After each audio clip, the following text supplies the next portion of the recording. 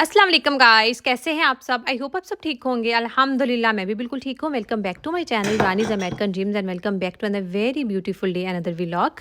आज मैं आप लोगों के साथ शेयर करूँगी अपनी एक ऐसी रूटीन जो कभी-कभी हमारी प्लानिंग के अकॉर्डिंग चलती है। लाइक हमारे घर के तमाम टास्क जैसे हम स्केजुलाइज़ करते हैं वैसे ही डन हो जाते हैं। सब काम अपने टाइम पर डन होते हैं। बच्चों के लिए हमारे पास क्वालिटी टाइम स्पेंड करने के लिए होता है। तो मेरे पास भी आज बहुत ज़्यादा प्लेंटी ऑफ क्वालिटी टाइम था दोपहर एंड इवनिंग में बच्चों के साथ स्पेंड करने के लिए। ये सब कुछ कैसे मैनेज किया अभी आप लोगों के साथ पूरी रूटीन शेयर करूँगी। तो ये छोटी सी रेसिपी शेयर करूँ आप लोगों के साथ। एक्चुअली एज़ल आप फ्राइज़ वगैरह नहीं खाती, वो थक गई है, तो मैंने सोचा कि थोड़ी डिफरेंट वर्जन भी ट्राई करने चाहिए। तो मैंने ये पोटैटो 3 मीडियम पोटैटोज़ लिए, उनको अच्छे से बॉयल कर लिया। बाद में उनको कद्दूकश कर लिया, लाइक ग्रेट कर लिया तीनों पोटैटोज़ को। उसमें डाल दिया थोड़ा सा सॉल्ट, कुटी हुई काली मिर्च, थोड़ा सा onion powder just for a good taste, और 3 से 4 टेबल स्पून डाले थे इसमें मैंने मैदे के, और अच्छी सी डो बना ली। लाइक जैसे आटा गूंथते हैं, 1 से 2 दफ़ा 1 से 2 मिनट के लिए बस इसको मसलेंगे तो ये बहुत अच्छी सी डो बन जाएगी। बिल्कुल भी चिप नहीं होगा, लेकिन just to grease your hands आप थोड़ा सा ऑयल यूज़ कर सकते हैं। और मैंने आज 4 डिफरेंट इसकी शेप्स बनाई थी, because this is the first time कि मैं एज़ल को दे रही हूँ। तो मुझे लगा कि पता नहीं उसको कौन सी शेप अच्छी लगेगी, तो उसको ये रिंग शेप ज़्यादा अच्छी लगती थी। ये उसके लिए थोड़ी अट्रैक्टिव थी, लाइक रिंग पकड़ के खाना। तो मैंने ऑयल में डीप फ्राई नहीं किया था, एयर फ्रायर में ही डाले थे, तो उससे भी अच्छे से क्रंची हो जाते हैं। तो आप भी अगर एक्स्ट्रा क्रंची करना चाहें तो इसको ब्रेड क्रम्स या मैदा वगैरह की कोटिंग भी कर सकते हैं, बट मैंने इनको as it is just oil spray किया था और एयर फ्रायर में डाल लिए थे, तो बच्चों ने खा लिए थे। तो आप भी इस तरह डिफरेंट वर्जन ट्राई कर सकते हैं पोटैटोज़ के या डिफरेंट वेजिटेबल्स के। तो नेक्स्ट टाइम इसकी पूरी रेसिपी आप लोगों के साथ ज़रूर शेयर करूँगी। और अभी जो मैंने आप लोगों के साथ शेयर किया था क्लिप स्टार्टिंग में सन का, तो अभी ये तभी का क्लिप है। 4 बज चुके थे हमारी तरफ, अभी मगरिब तकरीबन 1 घंटा था। तो मैंने सोचा कि आज बच्चों को टाइम पर ही शावर दिला देती हूँ, बिकॉज़ बच्चों ने लंच थोड़ा लेट किया था। तो जब तक बच्चे बात में बैठे थे, बात ले रहे थे, तो मैंने मीनवाइल घर क्लीन कर लिया। अदरवाइज़ बच्चे थोड़ा रात को लेट शावर लेते हैं। लेकिन जब आजकल रात को अली घर पर होते हैं ना, तो फिर अमल बहुत ज़्यादा मूड स्विंग्स दिखा रही होती है, तो फिर बहुत तंग करती है। तो मैंने सोचा कि अभी बेस्ट टाइम है, अभी थोड़े मूड स्विंग्स भी दिखाएगी तो इट्स ओके, मैं देख लूँगी, ताकि अली को तंग नहीं करे। तो मैंने आज इसलिए अली जब घर पर नहीं थे तभी बच्चों को शावर दिला दिया था। और ये देखिए, मैं वैक्यूम की बैटरी यहाँ पे इसलिए चार्जिंग पे लगा रही हूँ, बिकॉज़ ये एज़ल को बहुत फेवरेट है उसकी। तो जब एज़ल की एक्सेस में लगाती हूँ, लाइक नीचे वाले किसी स्विच बोर्ड में लगाती हूँ, तो फिर एज़ल पहुँच जाती है, चाहे रूम में हो वो पहुँच जाएगी। तो इसलिए मैंने एज़ल की एक्सेस से लाइक बाहर हो एज़ल इस तक ना पहुँच सके, इसलिए मैं फिर किचन में ही काउंटर टॉप पे लगा देती हूँ। बच्चों को बात वगैरह दिला दिया था, और देखिए मगरिब का भी टाइम होने वाला था, बस साथ ही मैंने भी नमाज़ वगैरह भी अदा कर ली थी बच्चों को शावर वगैरह दिला के। तो आज मेरा टाइम इसलिए अच्छे से मैनेज हो रहा था, बिकॉज़ आज मैंने क्या किया कि सुबह जब बच्चे सो रहे थे तो मैं बच्चों से उठने से पहले जल्दी उठ गई थी, और उनके उठने से पहले ही मैंने लंच प्रिपेयर कर लिया था, और ताकि जो ब्रेकफास्ट का टाइम है वो बिल्कुल भी हसल नहीं हुई थी।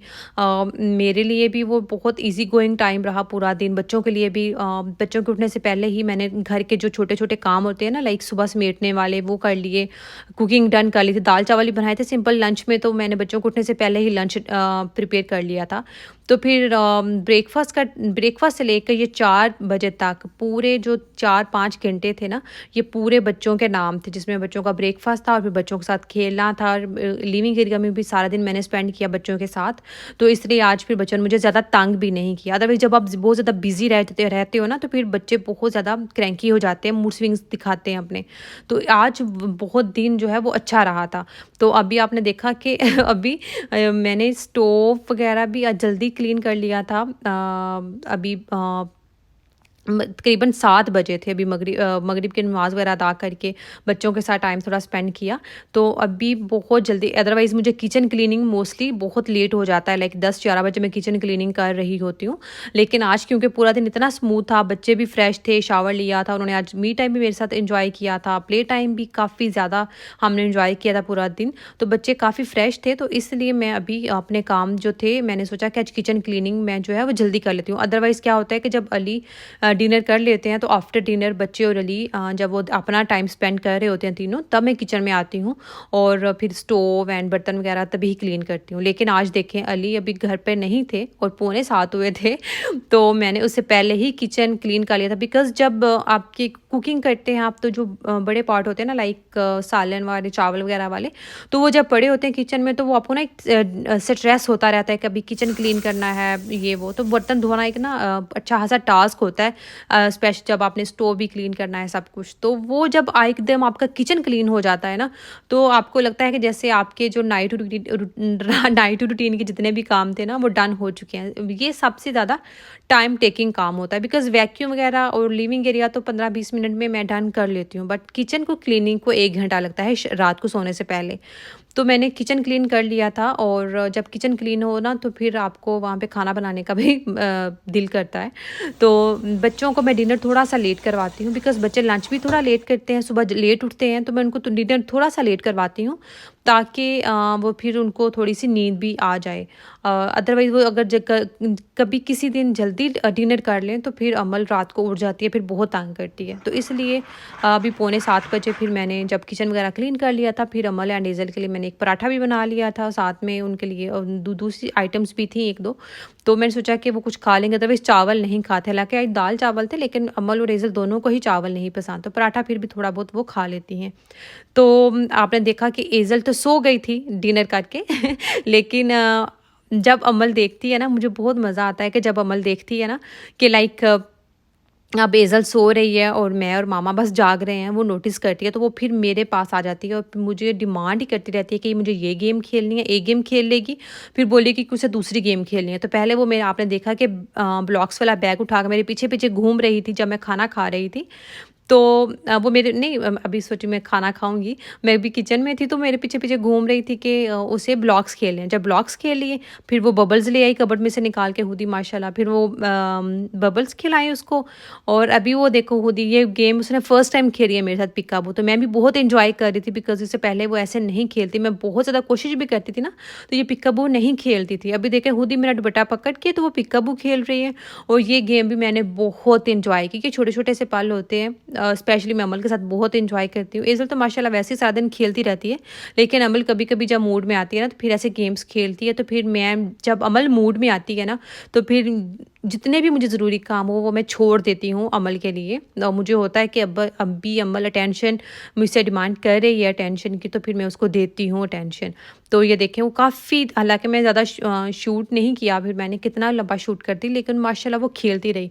तो जब अमल को मैं क्वालिटी टाइम देती हूँ ना, तो फिर मुझे वाक़ई ही मोम गिल्ट नहीं होता। अदरवाइज़ जब जब कभी ऐसा हो ना कि बहुत बिज़ी डे हो, जैसे मैं 1-2 दिन पहले मैंने आप लोगों के साथ व्लॉग शेयर किया था, जिस दिन मुझे बच्चों ने बहुत तंग किया था, तो मैं फिर अमल को जब टाइम नहीं दे पा रही होती, उस तरह अमल के साथ प्ले नहीं कर पा रही होती, गेम्स नहीं खेल पा रही होती, तो मुझे ना एक मोम गिल्ट भी होता है कि अमल को अटेंशन की ज़रूरत है, लेकिन मैं अपने कामों में बिज़ी हूँ, तो अमल को टेंशन नहीं दी। लेकिन जिस दिन ऐसे टाइम होता है ना मैनेज के अमल के साथ बहुत ज़्यादा टाइम में स्पेंड करूँ, तो अमल भी खुश हो जाती है। तो अमल से ज़्यादा यकीन माने मुझे खुशी हो रही होती है। ये देखें अमल के साथ बबल्स खेली, ब्लॉक्स खेले, पिक्का-बू खेला, और भी डिफरेंट गेम्स खेली थी।